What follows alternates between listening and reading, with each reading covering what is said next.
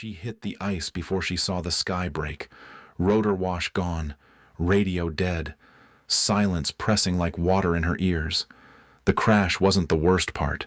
It was the stillness after, the cold air slicing through the fuselage, the smell of fuel mixing with blood and frost.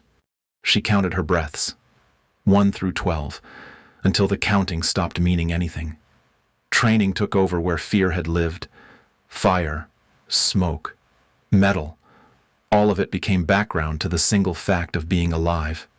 Later, they'd call it survival. She knew better. It was endurance, measured in seconds, in scars, in silence. If you've ever felt that moment when everything goes quiet before it breaks, subscribe and tell me where you were, because this wasn't about the crash. It was about what refused to die in it. The Pacific was still when dawn came. A low fog rolled over the northern California cliffs, softening the jagged edges of rock and pine. The air carried salt and the faint scent of diesel from the harbor below. Gulls circled soundlessly, their shadows cutting brief paths across the water's muted sheen. Lieutenant Commander Erin Hale stood on the porch of her cabin, coffee cooling in her hand, eyes fixed on the horizon as though she were timing the tide. Every morning began this way. 0600 hours. A precise rhythm held together by silence and the comfort of routine. She ran 3 miles along the coastal road, her boots crunching over wet gravel. She logged the same data from her small diving research company, oxygen tank inspections, sonar readings, maintenance logs, all neat columns on a screen she rarely looked at twice. Her home, perched above the inlet, was spare but orderly dive gear polished, wetsuits folded, photographs turned face down in their frames. There was peace here, though not the kind that erased. It was the disciplined peace of someone trained to contain chaos. Even now, years removed from active duty, her movements carried the measured caution of the underwater operator she once was. She still checked every latch twice, still parked her truck facing outward, still woke before the alarm. The ocean, her only companion, was both memory and mirror, endless, unjudging, and heavy with what it held beneath. By late morning, the fog had thinned. A boat engine echoed faintly from the marina, followed by the crunch of tires on the gravel road leading up to her property. It was a sound that did not belong here, too heavy, too deliberate. She froze for a moment, mug halfway to the sink. Then came the shape through the mist, a black SUV. Government plates catching light through the haze. She wiped her hand on a towel, though it was already clean. The vehicle stopped short of the porch. The engine idled for a moment before shutting off. A man in a dark suit stepped out. Not military, but close enough. Shoulders squared, chin level, gaze rehearsed. He did not remove his sunglasses as he approached. The envelope he carried was thick, folded once, sealed with the faint sheen of wax. He said her name, not aloud, but in the way he moved, in the way he extended the envelope without hesitation. Hale took it without meeting his eyes. The weight of it was familiar government cardstock, dense, deliberate, heavier than it should be. When she opened it, the paper crackled like dry leaves. The language was stripped of comfort. Recall to active duty. Classified operation. U.S. Naval Special Operations Command. Below that, her service number, still active, and a name. Chief Warrant Officer Lucas Brandt.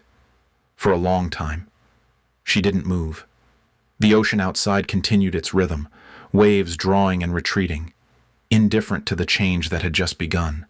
She remembered the last time she'd heard that name, the echo of his voice through comm's distortion, the way it had faded under static and water pressure, replaced by silence that never really left. Hale set the envelope on the counter. Steam from her untouched coffee drifted beside it. The man in the suit was already gone, the SUV reversing down the drive, its sound swallowed by the wind. In the cabin's small workshop, her dive gear waited where she'd left it years ago. The steel tanks were dull now, the neoprene stiff with disuse. On the workbench lay a rusted dive knife, blade spotted with corrosion, handle worn smooth by years of gloved hands. She reached for it, thumb tracing the shallow etch of her initials along the hilt. The metal was cold, but it fit her hand as though no time had passed at all. Outside, a new front of fog rolled in from the west, swallowing the cliffs and the sound of the surf. She could hear the wind building, shifting direction. Hale turned the knife once in her palm, then set it beside the recall order. Her gaze drifted back to the horizon, the line where the world ended, and everything she'd tried to leave behind waited just beyond sight. The decision didn't come with words or motion. It arrived like a tide, steady, unresisted, inevitable. At 0900 hours, she locked the cabin, checked the seals on her gear crate, and placed the envelope inside. The road stretched downward toward the harbor, vanishing into fog that moved like breath over water. By the time the first rain began to fall, the cabin was empty. Only the coffee cup remained on the railing, collecting a thin sheen of salt and rain. The Pacific below churned softly, as if acknowledging her return. And far beyond the gray horizon, duty waited, patient, precise, and calling her name once more. The Naval Operations Center sat low against the coastline, a slab of concrete and glass half buried in mist. Its walls hummed faintly with power, a sterile rhythm that belonged to machines, not tides. The scent of salt and oil hung in the air, mixing with the cold bite of disinfectant. Fluorescent lights flickered to full strength as Lieutenant Commander Erin Hale passed beneath them, her reflection doubling and fragmenting across the glass panels. It had been years since she'd walked corridors like these. Yet, her stride adjusted instantly to the tempo of command spaces, heels striking tile, shoulders squared, eyes forward. The escort at her side, a young security specialist, kept the pace of someone unused to silence. The hallway was lined with framed unit insignia and mission commendations, names she recognized, faces she didn't. The world had continued without her. At the first checkpoint, a scanner traced light across her retina. A metallic door sealed open with a hydraulic sigh. Beyond it, the air grew colder, more contained. The kind of air that had circulated through these walls for decades, never quite new. In the briefing room, the hum of the overhead projector filled the silence. Commander Patrick Voss waited by the central display, his posture the embodiment of structure hands behind his back, ribbons precise, jaw tight with sleep deprivation. Across from him, a younger figure leaned against the console, Petty Officer Reed, sharp-eyed, restless. Their expressions shifted when Hale entered. The former concealed approval behind procedure. The latter masked curiosity with detachment. Hale stood at parade rest without command. Old instincts moved before thought could intervene. The screen flickered to life. A schematic of the Aegir 9, a deep sea platform off the Aleutian shelf. Its lines glowed pale blue under the projector, a ghostly framework hanging in digital space. Hale had helped design parts of it years ago, experimental sections meant to endure depth and pressure beyond standard thresholds. She knew every joint, every weld. The mission parameters scrolled upward. Loss of contact, 24 hours. Possible structural breach. Classified research personnel unaccounted for. The air carried that stillness particular to bad news. Quiet, dense, inevitable. Voss's expression didn't move, but the weight of his stance shifted toward her. The implication hung unspoken. They needed her. Not as a consultant, not as a name on an old file, as the operator who had built what had now gone dark. Reed keyed another display. Live footage from reconnaissance drones flickered in grainy bursts. Black water, fragments of metal, brief flashes of sonar interference. Depth readings pulsed red, then vanished. Hale watched in silence, every pulse aligning with the rhythm of her breathing. Brandt's name appeared in the manifest. Chief Warrant Officer Lucas Brandt. Last transmission, 0300 hours. Something in her shoulders stiffened, not from surprise but confirmation. The recall order had been no formality. She studied the map, tracing the line of descent. 1,200 meters, unstable terrain, comms blackout zone. The technical aspects were familiar. The risk was not new. But the difference now was personal. When she finally turned toward Voss, her expression held no defiance, only understanding. Duty had not been offered. It had been restored. The next series of slides displayed mission structure, personnel assignments, and contingency orders. Reed's tone, though restrained, carried an undercurrent of doubt, a subtle test of whether the veteran could still belong among them. Hale caught it but didn't respond. Her focus was already narrowing, recalibrating. The old pathways of procedure and composure clicked back into alignment like a sealed hatch. The briefing concluded with the metallic click of a badge against the table. Her new clearance, freshly printed, cold to the touch. The emblem caught the overhead light, silver and blue reflecting across her fingertips. She studied it for a long moment, then pinned it to her chest with steady precision. The act was neither resignation nor defiance. It was acknowledgement, a contract renewed without words. As the doors sealed behind her, the corridor lights dimmed slightly, sensors adjusting to movement. The hum of the facility folded back into its rhythm. Outside, the sky remained overcast, the air heavy with salt and fog. From the observation deck above the loading bay, she could see the faint outline of transport aircraft preparing for departure. Aaron Hale paused, gloved hand resting over the badge that now marked her return. In its polished surface, a flicker of light moved, not from the ceiling, but from within. The red lights pulsed low and steady inside the USS Providence, casting every face in the compartment into shades of iron and blood. The submarine moved with a slow, deliberate vibration, a living thing breathing through steel lungs. The air was dense, laced with oil, sweat, and the faint tang of recycled oxygen. Metal condensed the world to a single sound, the hum of turbines beneath their boots. Lieutenant Commander Aaron Hale stood at the center of it, helmet in hand, her eyes scanning the compartment the way one studies an old photograph, familiar in detail, but distant in time. The narrow corridors, the clipped movement of the crew, the constant vibration of machinery. All of it stirred something long dormant. She had been here before, in another sea, under another command. The body remembered what the mind hesitated to admit. The dive team assembled beside her, 4 operators moving with silent precision. Chief Warrant Officer Graham secured the rebreathers with the care of ritual, each motion exact. Petty Officer Reed, the youngest among them, double-checked the oxygen mix with methodical nervousness, his breath fogging the visor glass. No one spoke. They didn't need to. Insertion was a language all its own, learned through repetition, sustained by trust. The deck beneath them tilted slightly as the Providence adjusted depth. The red lights flickered once, then steadied. Overhead, the captain's voice came through the intercom, low and procedural, words stripped of emotion, carried by habit. Hale listened, her posture anchored, her focus narrowing until only the essentials remained. Depth, pressure, sequence. She sealed her helmet with a deliberate twist. The hiss of the locking mechanism broke the silence like an exhale. The world beyond the glass visor dimmed to shadow and reflection. The checklist scrolled through her thoughts as it always had oxygen at 100%, nitrogen mix stable, comms encryption verified, decompression plan in place. At 0600 hours, the final green light blinked. The dive bay opened with a mechanical groan. Cold vapor spilled across the deck as the pressure equalized. The sea outside glowed faintly through the observation window, a dark, endless mirror rippling under red illumination. For a moment, no one moved.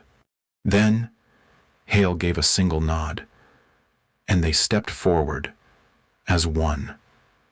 The water swallowed them soundlessly. The descent began at a controlled rate, 40 feet per minute. The light from the Providence faded quickly, replaced by the gray-green twilight of the North Pacific Trench. Every meter deeper pressed the world tighter around them. The soundscape narrowed to breath, regulator hiss, and the faint ping of sonar from above. Hale's hands moved with unconscious rhythm. Depth check, line tension, formation spacing. Reed drifted slightly off axis. Graham corrected with a hand signal, precise and unspoken. Each gesture spoke of hierarchy, trust, the discipline that separated survival from accident. As the descent deepened, the pressure made itself known. The rebreather straps tightened across her chest. The water darkened to slate. At 600 feet, visibility dropped to nothing. The only light came from their shoulder strobes, tiny orbs pulsing through suspended particles, plankton, silt, fragments of unknown origin. Time lost its scale. It was at 900 feet that the first anomaly appeared. The sonar monitor on Hale's wrist flickered. A faint echo, brief, inconsistent, not geological, not mechanical, something moving, slow and deliberate, well beyond their formation range. The others hadn't noticed yet. She steadied her breathing, adjusted the receiver gain, and watched as the pulse returned. 1, then 2. No pattern. Her mind moved through possibilities debris field, thermocline distortion, wildlife. But instinct. The kind honed from too many dives that ended too close to the line, whispered otherwise. The water here felt charged, awake. At 1,000 feet, Reed's light cut a faint arc across what looked like fractured metal. The hull of the Aegir 9 appeared out of the dark like a ghost, its structure twisted under pressure, cables trailing like vines. The platform loomed in pieces, anchored precariously against the trench wall. The sonar pulse came again, closer this time. A brief vibration rippled through the water, subtle but unmistakable, not from the wreck. Something else was moving. The team froze. Hale raised a gloved hand, signaling a full stop. No motion, no sound, just the low hum of her own pulse against the mask seal. The sonar flickered once more, then cut to black. For 10 full seconds, nothing existed but darkness and the pressure of the deep. Then, the interference cleared. Silence returned. Her breathing steadied. Fear had no place here. It was too expensive a distraction. She drew it in, broke it apart, reshaped it into focus. The body obeyed before the mind could catch up. She gestured forward. They advanced. Each kick of the fins was a controlled movement, deliberate and silent. The damaged structure grew clearer, airlock doors partially open, interior lights still faintly pulsing from backup power. Her eyes scanned for patterns of collapse, mapping routes and hazards in her head with mechanical calm. This was where she belonged, in the tension between risk and precision, between calculation and instinct. The descent was over. The insertion had begun. The weight of the ocean pressed down from every side, but inside the narrow helmet, Hale felt clarity return. Sharp. Familiar. Almost welcome. Every sound mattered. Every movement carried consequence. When they reached the entry hatch, she placed her hand on the corroded metal. It vibrated faintly, as though something inside still breathed. Through the visor reflection, she caught a glimpse of her own eyes, calm, steady, illuminated by the faint blue light of the control panel. It wasn't defiance she felt. It wasn't fear. It was belonging. The water around them shifted again, subtle currents spiraling from below.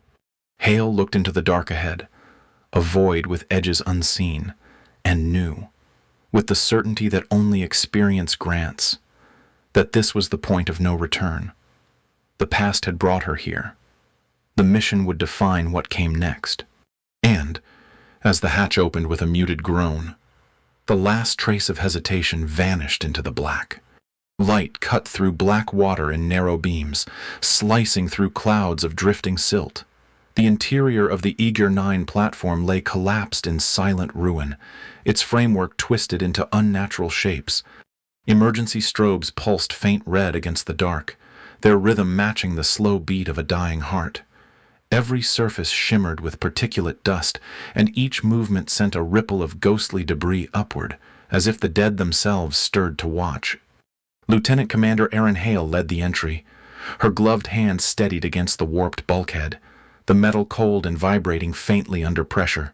The team moved behind her in staggered formation. Chief Warrant Officer Graham first, Petty Officer Reed, covering rear security. Their strobes swept over the wreck's interior, revealing half-collapsed passageways, dangling cables, and the fine, unnatural quiet of a place where life had ended abruptly. The soundscape was minimal, the low creak of structure, the slow hiss of the rebreathers, the dull pressure hum that vibrated through the bones. Water temperature had dropped several degrees since insertion. At this depth, even time felt sluggish, as though the ocean itself resisted intrusion. They advanced along what had been a research corridor. The signage was barely legible under algae growth, the walls sheared open by compression fractures. Hale checked her depth gauge, 1,180 meters. Pressure warnings blinked amber but steady. Every movement had to count. A glint caught her attention ahead. Movement, or reflection. She adjusted her lamp. The beam illuminated a compartment door marked Lab 3A. It was partially sealed by debris. Graham moved forward, prying it open with the hydraulic cutter. The metal screamed faintly under strain, a sound muffled by water and distance. When the door gave, the light revealed what remained inside floating equipment. Personal effects, the brittle skeleton of machinery, and a human figure tethered to the bulkhead. Hale's chest tightened. The suit was still intact, though coated in silt. The identifier plate read Brandt. L. He was alive. Barely. His mask fogged with shallow, uneven breaths. The restraint lines binding him to the rail were military issue, not emergency rigging. Whoever had left him there had done so with intent. The team's formation shifted. Reed moved to stabilize him, while Graham scanned for others. No motion. Just the faint echo of pressure cracks in the distance. Hale toggled her transmitter to command channel. Static filled her ear, followed by a clipped transmission. Providence Actual. Command orders confirm detonation sequence at 0700 hours. Classified containment priority. Her pulse slowed to a steady thud. Containment priority. That meant the platform would be destroyed. Survivors or not. She looked back at Brandt. His eyes fluttered open for a moment, unfocused. Recognition flickered there, faint but certain. His hand twitched toward her, slow under pressure. The gesture wordless but unmistakable. Don't leave me here. The order replayed in her headset, clear and procedural, stripped of humanity. Command saw data, not faces. But here, under 1,200 meters of cold Pacific, the line between obedience and conscience thinned to a single breath. Hale's training pressed hard against instinct. Protocol demanded compliance. Morality demanded defiance. Her decision formed in silence. She reached for the override terminal. The keypad glowed red through fractured glass. The detonation sequence was already counting down. 9 minutes to remote dead. She entered her authorization code, the system flashing yellow, then locked. Command override denied. She switched to manual interface. Her gloves moved fast, deliberate. She severed the uplink cable running through the wall conduit, isolating the internal circuits. The red lights flickered, then steadied. The countdown froze at 8:47. Above, the Providence would know something was wrong. She had minutes before Command attempted remote reactivation. She gestured to Graham extraction. They moved quickly. Reed secured Brandt's harness, checking O2 flow. The man's vitals were faint, but present. The team began backtracking through the collapsed corridor, light beams cutting through the murk in narrow arcs. Every creak of metal sounded like a warning. At the first junction, the structure shifted. The corridor twisted, sending a vibration through the floor that rippled up her legs. A pressure groan built, deep and resonant, followed by a thunderous crack. The ceiling gave. Silt erupted like smoke. Hale grabbed the support beam, stabilizing Reed as debris rained around them. A section of the floor collapsed, exposing the lower deck. For an instant, she saw only blackness and rising sediment. They had to move. Reed's breathing quickened, a low rasp over comms. His left fin was trapped under twisted metal. Graham freed him with a crowbar swing that jarred through the water. Reed's suit tore along the calf, blood clouding faintly in the current. Hale's focus narrowed. No room for panic. She secured Brant's line to her own harness and signaled upward. The team ascended through the damaged service shaft, ascending hand over hand. Every pull met with resistance. At 800 feet, the structure began collapsing below, the implosion rolling upward like distant thunder. The vibration shook the shaft walls, scattering rust and silt into the black. They reached the exit breach with seconds to spare. Behind them, the eager nine folded inward, steel shrieking under crushing force. The shockwave passed through the water as a low, rolling tremor. The ascent was slow, mechanical, disciplined. They controlled their rise, exhalations steady, depth intervals precise. The water above brightened incrementally, first gray, then blue, then silver. Reed drifted slightly, leg bleeding freely now. Graham towed him by the shoulder rig. Brant floated between them, semi-conscious but alive. Hale maintained position, checking gauges, recalculating decompression with every 50-foot increment. The pressure eased, but the silence remained. At 400 feet, faint sonar returns appeared, the Providence's recovery signal, steady and rhythmic. Above that, through dim water, rotating shadows broke the light. Helicopter blades. Extraction had arrived. The final ascent was a blur of fatigue and focus. When they breached the surface, rain met them, cold and relentless. The ocean boiled with the churn of rotors and the roar of storm wind. Crewmen reached down from the recovery cradle, pulling them aboard one by one. Brant collapsed onto the deck, motionless, but breathing. Reed followed, pale, but conscious. Graham secured the last gear line. Hale climbed out last, water streaming off her helmet like rain from steel. She stood unsteady on the slick deck as medics worked around her. Alarms faded. The sea stretched endless and gray, the horizon barely visible through sleet. She looked down at her gloved hand. Blood mixed with salt water, the color indistinguishable under stormlight. In the distance, where the Aegir 9 had been, the ocean was calm again. No trace, no sound. A beam of sunlight broke through the clouds, fractured and weak. But there, it glimmered on the wet deck plating, on the edge of her visor, on the small patch of ocean that had swallowed everything. Erin Hale stood motionless for a moment, the light trembling across her faceplate. Duty had been met. The cost, as always, came quietly. The world returned as sound before sight, a low hum of equipment, the faint rhythm of a heart monitor, the distant echo of waves through an open window. The light was sterile, pale against the white walls of the Naval Medical Ward. The air smelled of antiseptic and salt. Erin Hale opened her eyes slowly, the edges of the room coming into focus in increments. Her hands were bandaged. The skin beneath pulsed faintly with the ache of compression injury. A faint line on her wrist marked where the rebreather strap had bitten through. Beyond her bed, a curtain shifted with the air vent's hum, moving like slow tide water. She watched it for a long time, not thinking, only breathing. Across the ward, she could see the others. Reed lay with his leg elevated, his face pale but peaceful. Graham sat nearby, posture rigid even in rest, reading over mission logs that no longer required him. At the far end, under dimmed light, Brant was awake. His eyes were open but distant, fixed on nothing visible. The relief that passed through her was quiet, measured, real. They were alive. That word, so often spoken without weight, now carried gravity she could feel in her chest.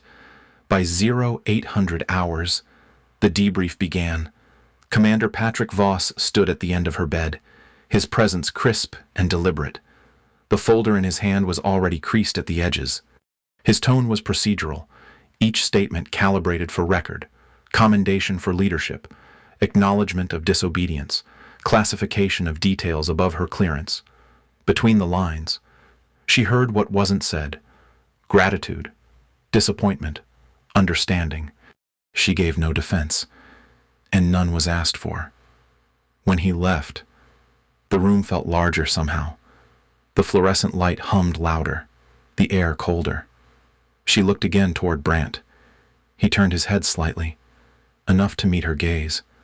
No words passed. They didn't need them. The silence between them carried the shape of shared survival, the kind that defied articulation. His nod was small, almost imperceptible, but it settled something inside her that had been restless for years. 2 days later, she was discharged. The transport back to the coast was quiet, the landscape sliding by in muted gray and green. Rain streaked across the window, breaking sunlight into fractured gold. By the time the van reached the old dock road, the ocean had reappeared, vast, patient, unchanged. Her house stood where she had left it. The dive gear hung on the porch rail, still crusted with salt. She stepped inside, the scent of cedar and brine filling the air. The tide was rising. She could hear it moving against the rocks beyond the dunes. She went to her desk. 2 objects waited there: her rusted dive knife and the framed certificate of her business license. The 2 halves of her life, one forged in depth, the other in daylight. She placed them side by side. The gesture was simple, deliberate. Outside, the surf rolled closer. Lights spilled across the horizon, low and amber, reflecting off wet sand like liquid glass. The wind carried the faint hiss of the sea against the shore. Steady, eternal. Aaron Hale stood at the window, unmoving. The mission was over, but the rhythm remained. The breath, the tide, the quiet persistence of those who return. Peace, she understood now, was not the end of conflict. It was the endurance to live with it, to carry its weight, not as burden, but as proof of having survived. The waves advanced, then receded, leaving the sand smooth and whole again. What do you hold on to when the noise fades and all that's left is the sound of your own breathing? Maybe it's not courage that keeps you standing. Maybe it's the small decision to move, even when every part of you wants to stay still. Aaron Hale learned that, not from medals or orders, but from silence, the kind that comes after the storm, when no one's watching. Sometimes survival isn't victory. It's learning to live with what didn't break. Tell me what moment stayed with you. I read every one. If her story reminded you that strength can whisper as loud as gunfire, you know what to do. Like, subscribe, and stay in the fight for stories that still have pulse. Share this with someone who knows what it costs to come home. The ocean's calm now, but beneath it, the mission never really ends.